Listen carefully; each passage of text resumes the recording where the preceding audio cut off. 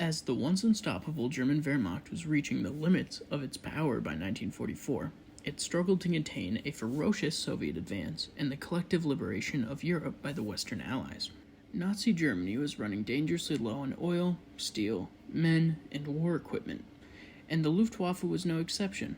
After suffering several devastating losses, the Third Reich's Air Force found itself thinly spread across numerous fronts and utterly unable to properly maintain the units in its service. But Germany was nothing if not resolute, and its high command soon promoted the emergency fighter program in a last desperate effort to bolster its active aircraft numbers. The scheme was designed to build cheap and capable aircraft fighters in record time to provide Germany with a much-needed defensive blanket from the increasingly frequent Allied bombing raids. Thus was born the Heinkel HE-162 Volksjäger, or the People's Fighter.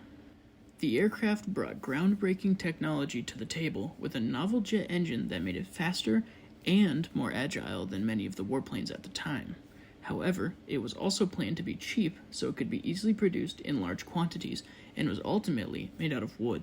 Surprisingly, the hastily made wooden jet would turn out to be a remarkable fighter.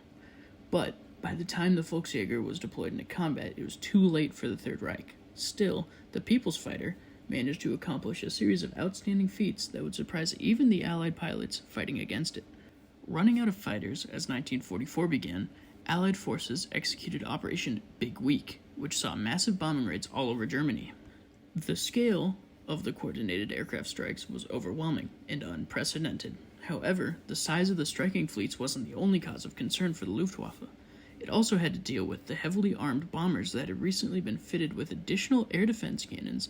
The main objectives of Big Week were to disable aircraft manufacturing plants and Luftwaffe bases across Germany so the operation not only destroyed German fighters in the air, but also the ones on the ground. The attacks resulted in sudden massive fighter losses for Germany, who suddenly found itself unable to hold back Allied airborne incursions into its territories. To make matters worse, the lack of resources meant the Third Reich could not properly maintain damaged aircraft, and even units in good condition were often grounded due to lack of fuel and replacement parts. By the summer of 1944, the Luftwaffe fighter branch had been so severely pummeled that Allied aircraft were freely flying over Germany while meeting little resistance. The situation proved abysmal for the German High Command. They needed a solution as soon as possible, or Germany would be bombed into submission in just a couple of months. Two possible solutions were brought up. Adolf Galland, a decorated Luftwaffe force commander and German ace pilot, was confident that the only way out was through superior technology and engineering. Just as many times before, Galland supported the idea of channeling all the Luftwaffe's resources into the accelerated production of the Messerschmitt Me-262. The experimental jet technology used by the Me-262 was highly promising, and German technicians knew that if deployed massively, the aircraft would significantly outclass any Allied fighter, thus giving them a chance to regain air superiority. Still, many other high-ranking Nazi officers, including the Luftwaffe's commander-in-chief Hermann Göring, believed that deploying the Messerschmitt Me-262 was unfeasible. Even if it could be done, their meager initial numbers and lack of resources for repairs would render the jet fighters inconsequential in the overall German defense strategy. Instead, Göring supported a plan to create highly cheap and replaceable aircraft. Low-cost fighters would also be fitted with a jet engine to give them an advantage over the much more expensive Allied planes. Much to Galland's dismay, Göring got his way. By July 3, 1944, Germany approved the emergency fighter program that prioritized the mass development of cheap fighter planes to defend the nation.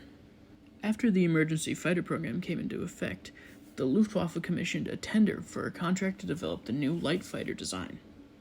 The formal Volksjäger design competition demanded precise parameters, and the aircraft had to be a single-seat fighter powered by a single BMW 003 engine. The main armament of the Volksjäger competing airframe designs would have to use cheap and simple parts made out of wood and other non-strategic materials that could be assembled by non-skilled labor, including slaves. Specifications demanded a weight no more than 400 pounds, with a maximum speed of 470 miles per hour at sea level. The operational endurance had to be at least half an hour, and the takeoff runs no more than 1,640 feet. Weapons were specified as either two 20mm MG-150-120 cannons with 100 rounds each, or two 30mm Mark 108 cannons with 50 rounds each. The massive pilot losses Germany had endured during the past months meant the Volksjäger needed to be easy to fly, as even glider or student pilots would be required to fly the jet in combat. In fact, the name of the project Volksjäger, or People's Fighter, referred to the idea that the aircraft would be flown by regular German citizens and Hitler Youth members after completing a short induction course.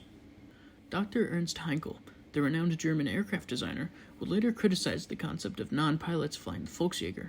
Quote, the unrealistic notion that this plane should be a people's fighter in which the Hitler Youth, after a short training regiment with clipped-wing two-seater gliders like the DF Sturmhobst, could fly the defense of Germany, displayed the unbalanced fanaticism of those days. Still, the competition began on September 10, 1944, with early designs to be returned within 10 days as mass production was targeted to start by January 1st. The winner of the design competition would have to build an unprecedented quantity of fighters, so it was a lucrative deal. Thus, most German aircraft manufacturers expressed interest in the project, and manufacturers such as Blohm & Voss and Focke-Wulf also delivered designs. Although some of the designs were technically superior, Heinkel Flugzeugwerke had been developing a light jet fighter for over 3 years, so their design was chosen because of the substantial head start they had over the competitors. Testing Heinkel's design consisted of a sleek and streamlined airframe with a highly futuristic appearance. The BMW 03 axial flow turbojet was mounted in a partner cell exceptionally situated atop the fuselage over the wing center section, and twin, roughly rectangular vertical tail fins were perpendicularly mounted at the end of the horizontal tail, at a unique angle of 14 degrees to clear the jet exhaust. Most of the materials used by Heinkel were plywood and plywood glue. Screws and other metal parts were used only when necessary. In addition, landing gears and other complex systems were simplified to use extension spring designs and avoid using any hydraulics. Many of the parts and systems fitted into the Volksjäger were recycled from older Heinkel aircraft to save developing time and funds to make use of the older disabled and available aircraft.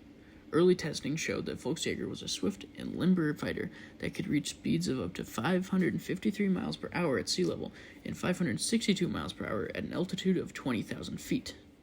However, Allied bombing raids had destroyed the German factory in Wuppertal that manufactured Tego film plywood glue, so Heinkel had to find another glue provider immediately. The fate of the war depended on it. A replacement was found in time for the first prototype's final assembly, but unbeknownst to the engineers in charge of the development, the new bond was highly acidic. After some time, and under specific temperatures, the glue would dissolve the wood instead of adhering to it. The first Volksjäger flight was executed by Flightkapitän Gotthold Peter. During its high-speed debut at 520 miles per hour, the highly acidic replacement bond attaching the nose strut door failed and the pilot was forced to land. Then, on a subsequent flight on December 10th, in front of several Nazi officials, the glue caused the aileron to separate from the wing, and the plane rolled over and crashed.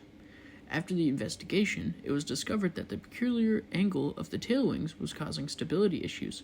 However, production could not be delayed as the Third Reich had pinned its hopes on the Volksjäger.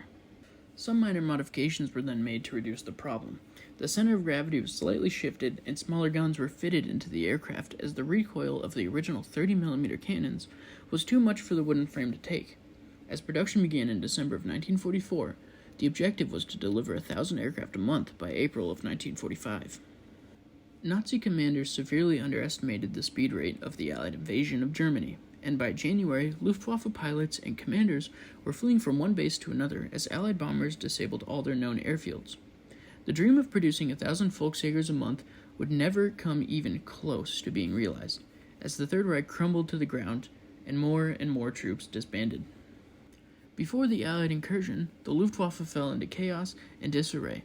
Only 120 Volksjägers were delivered by the end of the war, of which only a few saw active combat. On April 19th, pilot Fairfable Gunther Kutschner shot down a Royal Air Force fighter in an encounter that showcased the wooden plane's speed and agility. Several other successful takedowns by Volksjägers were reported, although not confirmed, yet numerous Allied pilots attested to the speed and maneuverability of the German fighter jet. After Germany's unconditional surrender on May 8, 1945, many of the Volksjägers were relinquished to Allied forces, where many of them were sent to France, the U.S., and the UK for further investigation. When Allied pilots got to test the wooden plane, they were seriously impressed by its capabilities, and even Eric Brown of the Fleet Air Arm, a pilot with a record of flying 486 different types of aircraft, would say that it had, quote, the highest and most effective aerodynamically balanced controls that he had experienced. Thank you for watching my video. What do you think would have happened if the Volksjäger had been deployed a year earlier? Let me know your thoughts in the comment section below, and don't forget to hit the subscribe and the bell buttons to be notified of my newest content. Again, thank you for watching.